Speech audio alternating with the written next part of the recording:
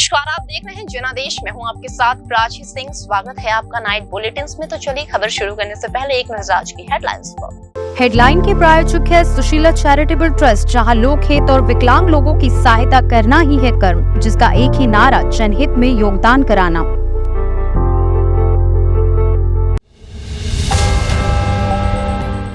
हिंदू धर्म पर राहुल गांधी ने लिखा लेख, बताया ये कुछ मान्यताओं तक सीमित नहीं है। वायु प्रदूषण के खिलाफ जंग के लिए दिल्ली तैयार, किन चीजों पर छूट और किन पर लगा बैन। भारत की शूटिंग में डबल ट्रैप में डबल धमाका, एक गोल्ड एक सिल्वर जीता। बीजेपी के टिकटों का शुरू हुआ काउंटडाउन, आज लग सकती है प्रत्याशियों के नामों पर मुहर।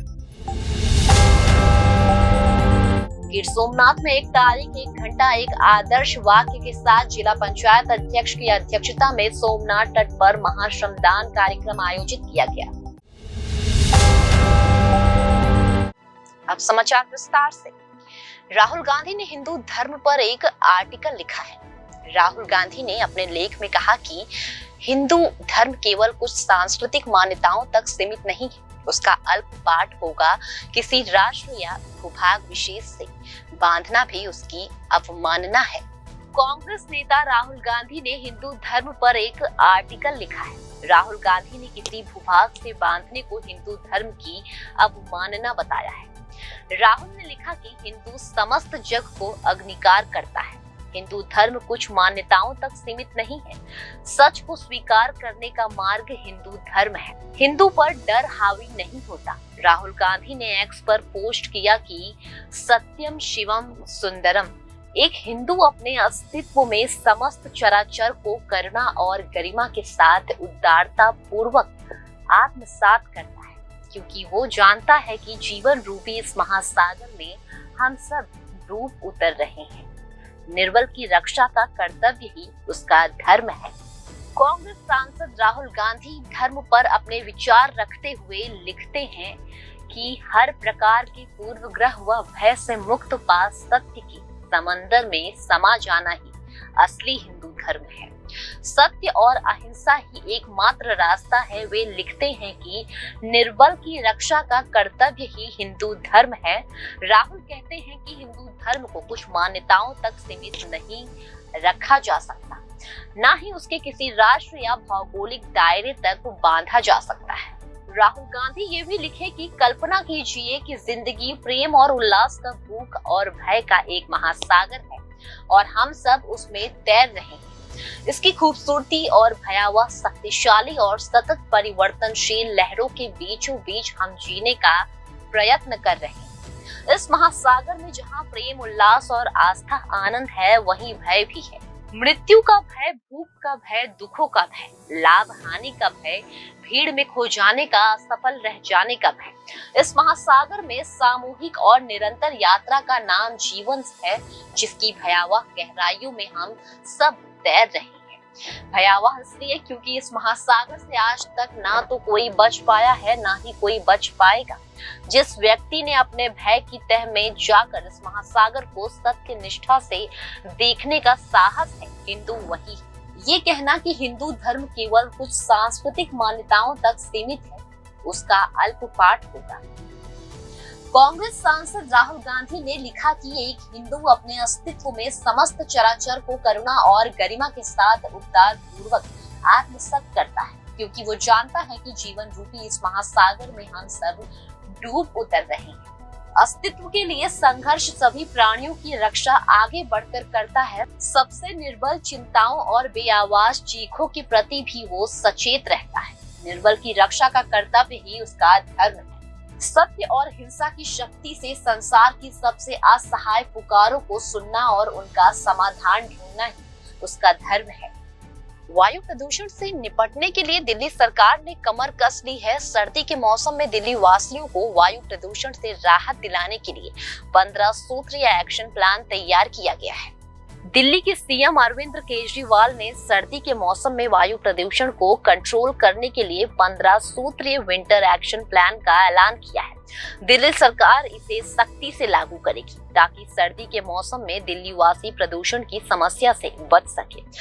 मुख्यमंत्री केजरीवाल ने कहा कि कुछ वर्षों में दिल्ली वासियों की मेहनत से पॉपुलेशन के लेवल में लगभग 30% की कमी आई है। सीएम केजरीवाल ने बताया कि विंटर एक्शन प्लान के तहत केंद्र शासित प्रदेश दिल्ली में 13 हॉटस्पॉट के लिए अलग अलग एक्शन प्लान बनाया गया है। आइए जानते हैं कि 15 सूत्रीय एक्शन प्लान क्या है और क्या क्या खुला और क्या बंद रहेगा। 13 हॉटस्पॉट के लिए अलग अलग विशेष एक्शन प्लान बनाए हैं। पराली के निपटान के लिए इस साल 5000 एकड़ से अधिक कृषि भूमि पर मुफ्त में बायोडिस्पोजर का छिड़काव होगा। धूल प्रदूषण को कम करने के लिए निर्माण साइट्स पर निगरानी करने के लिए कई टीमें बनाई गई है। 5000 वर्ग मीटर से अधिक वाले निर्माण साइट पर एंटी स्मोक गन लगाना जरूरी होगा। 258 मोबाइल एंटी स्मोक गन और 530 वाटर सप्लाइंग मशीन पानी के छिड़काव के लिए लगाई जाएगी।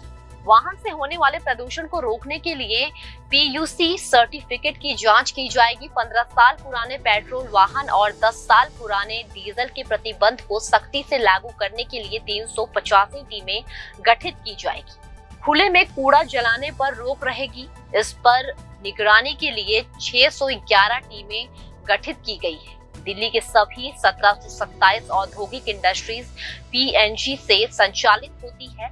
इस पर नजर रखने के लिए 66 टीमों का गठन किया गया। ग्रीन वॉर रूम बनाया गया है। 24 घंटे निगरानी होगी। सभी एजेंसियां हर दिन कार्रवाई की रिपोर्ट का एनालिसिस करेगी और अगले दिन का प्लान बनाएगी।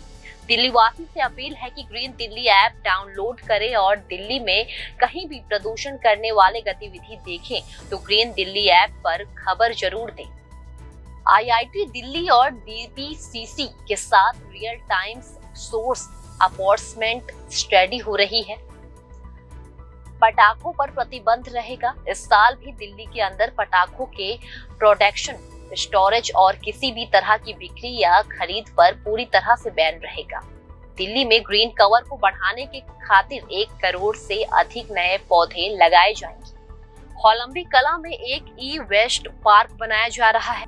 प्रदूषण के प्रति जागरूकता बढ़ाने के लिए जन जागरूकता अभियान चलेगा। केंद्र सरकार CAQM और पड़ोसी राज्यों से संवाद होगा। 24 घंटे बिजली की आपूर्ति की जाएगी ताकि जनरेटर की जरूरत ना पड़े।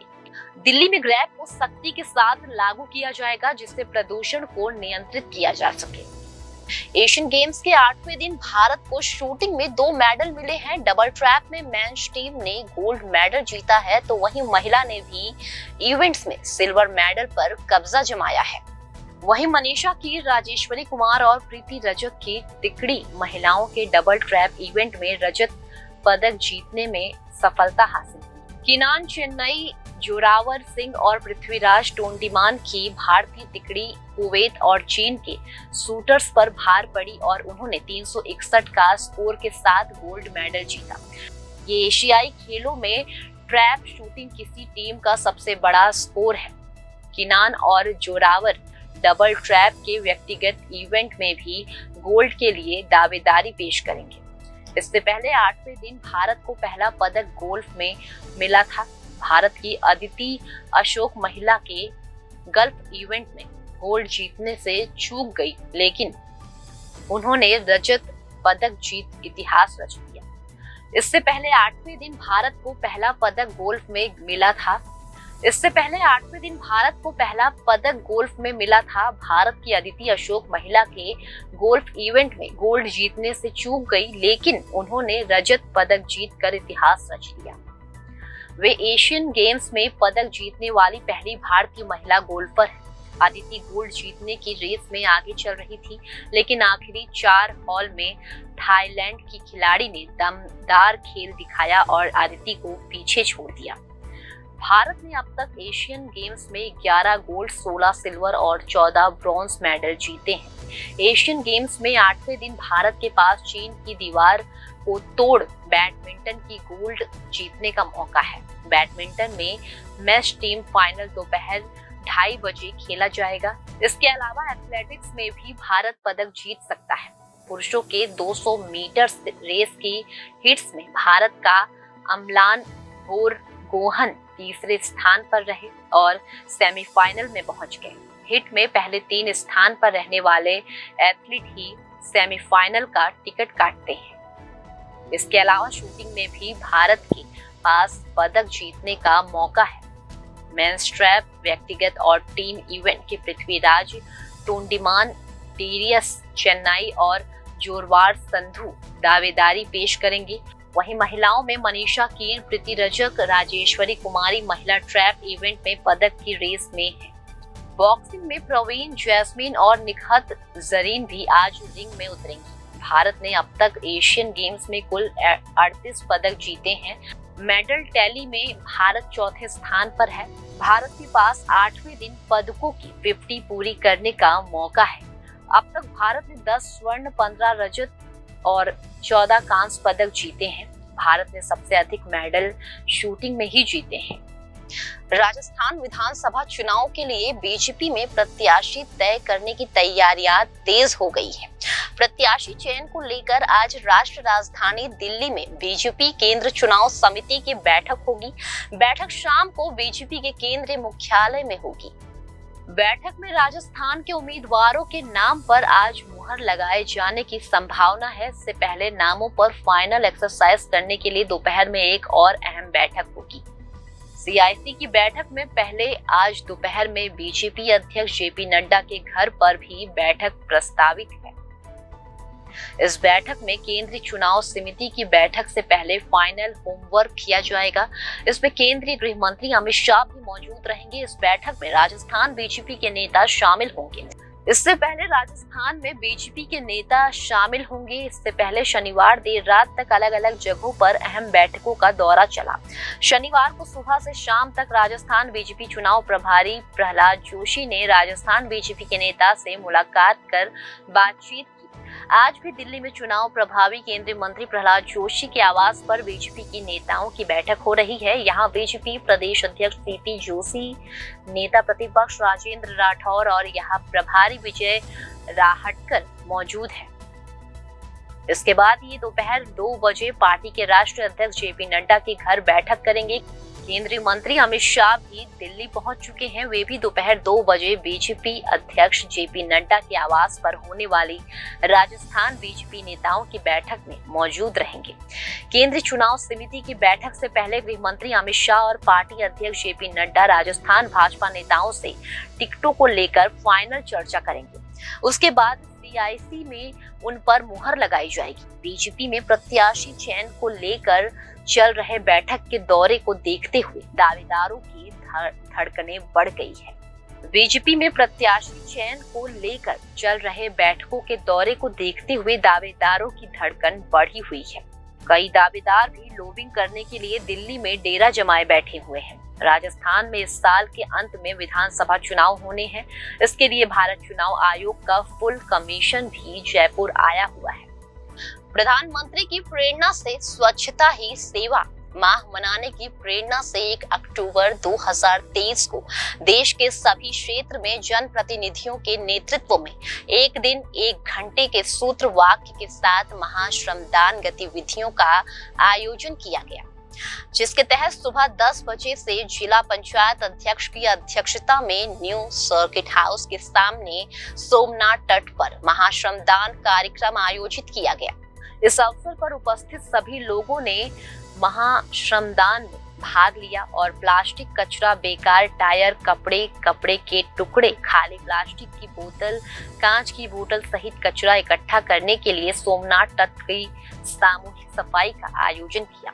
मुख्य अधिकारी चेतन दूड़िया ने बताया कि महाश्रमदान अभियान के तहत 10 टन से अधिक कचरा एकत्र किया गया, जिसका वैज्ञानिक तरीके से निस्तारण किया जाएगा। इस श्रमदान अभियान में प्रभारी कलेक्टर एवं जिला विकास अधिकारी रविंद्र खटाले ने बताया कि एकल उपयोग, प्लास्टिक मुक्त एवं शून्य उपयोग को बढ़ावा देने के महान लक्ष्य के साथ पूरे जिले में ग्रामीण एवं शहरी क्षेत्र में जनप्रतिनिधियों की उपस्थिति में ये कार्यक्रम सोमनाथ तट सहित महाश्रमण के माध्यम से कचरा आयोजित करते समय अधिकतम जन भागीदारी देखी गई है। इस प्रकार अपने घर आंगन सहित गांव शहर को भी स्वच्छ रखते हुए हमारा शहर स्वच्छ शहर बनाकर स्वच्छ एवं स्वास्थ्य भारत के निर्माण में सहभागी बनने की अपील की।